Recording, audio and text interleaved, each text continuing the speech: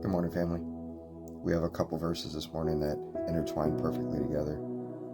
First one comes from Philippians chapter 2, verse 3, and it says, "Do nothing from selfish ambition or conceit, but in humility count others more significant than yourselves." And why do we do that? Proverbs 18:2 says, "A fool takes no pleasure in understanding, but only in expressing his opinion." Now, I know I spoke to the married folks a couple weeks ago, but it's time again. I think it's really time again.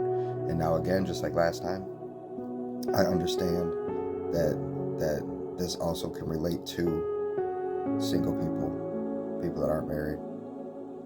We should count others before ourselves. We should place others before ourselves. We should be slow to speak and quick to listen, which to me explains Proverbs 18:2 perfectly.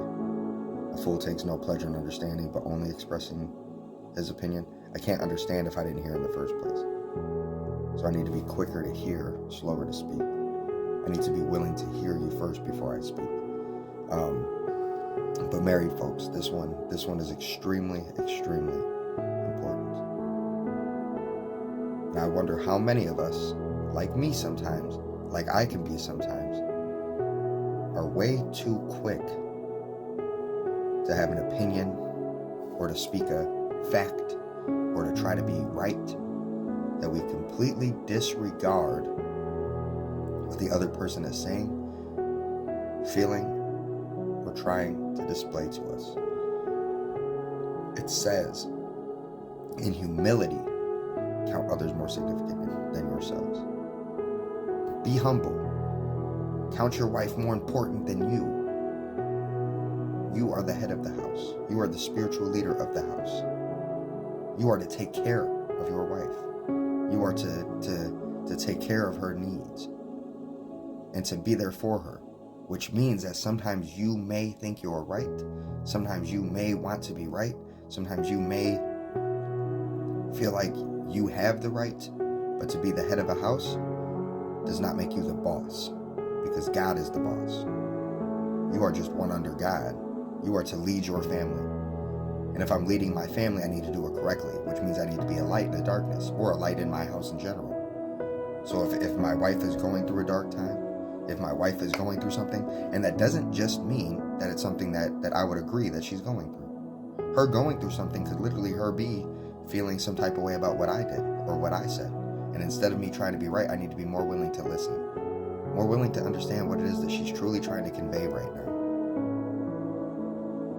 Because I can guarantee you the times that I've just operated in love and just listened and understood and apologized, whether I thought I was wrong or not, just simply apologized that she felt that way, or that she had to feel those feelings, even though they weren't accurate, and we prayed on it. I can just feel God's pleasure looking down onto me. I can literally feel God telling me, "You did a good job today. Thank you for taking care of your wife."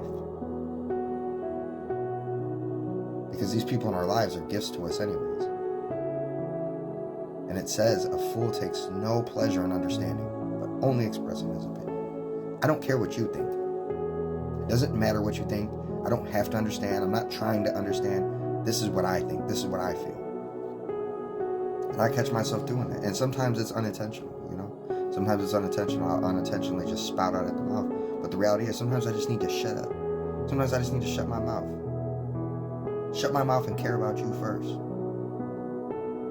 Because at the end of the day, I'm going to tell you in my own experience, y'all, at the end of the day, this is what ends up happening. I'll run my mouth. I won't shut up and just listen and truly care for my wife like I'm supposed to. Because let's be real, if God's love doesn't count wrongs and it understands that it's not selfish, and I'm not acting like that in those moments, I'm not loving my wife in those moments. I'm not truly loving my wife in those moments. I'm not. There's no way that I am, because I know what love is, because God has shown me what love is, to sacrifice for others, to sacrifice for my wife, and I'm not doing that if I can't even sacrifice my own fleshly ways. But what'll end up happening is I'll go through this whole spout just at the end to be like, "I'm really sorry. I really love you. Why couldn't I just do that? Why couldn't I just love her to begin with?" Why did it have to take pain for me to love?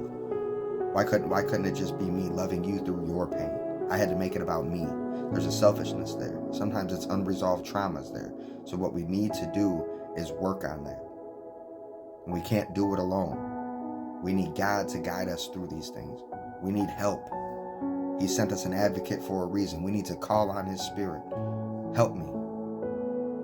Help me to place my wife before me. Help me to understand my wife more than I understand my own selfish desires, because the reality is I don't understand them to begin with. I'm going to have a better chance calling on God and understanding what my wife is feeling than I'm ever going to understand the stupidity that lies within me. It says a fool takes no pleasure in understanding. What that means is I'm being foolish in those moments. And he calls the devil a fool. So I'm acting in devilish ways when I'm not willing to be understanding, when I'm not willing to listen or simply lend an ear to my wife and my heart. So I pray today, men, I pray today, husbands, I pray today that we would take full control of our house, gently, compassionately, not like the world would tell us, but like God would tell us, to care for our wives, to love for our wives, to be compassionate to our wives, to be understanding, to listen. And if we fall short, just pray on it. Just pray with our wives. Call God into the situation if we didn't call him to begin with like we should have. We can always go back. We can always reach back to God. Because though we turn our backs on him, he'll never turn his back on us. God bless. I love you guys. Treat your wives properly, fellas. We have to. We have to, because the world ain't gonna. God placed these women in our lives for a reason. And we need to take it serious, because it is serious. I love y'all. God bless.